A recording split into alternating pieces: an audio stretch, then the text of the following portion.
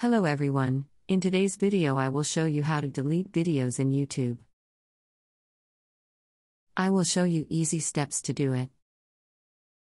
First of all, open your YouTube app.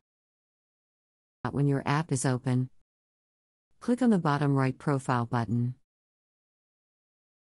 Then, click on your videos button. Then find the video you want to delete from YouTube.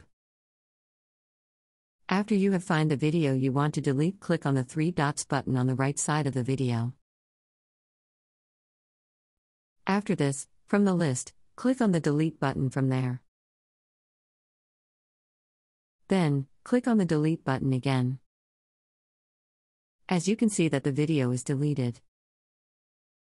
And that's how you delete videos from YouTube. If you find this video helpful, don't forget to like the video. Also subscribe to our channel to motivate us. Thanks for watching and see you later.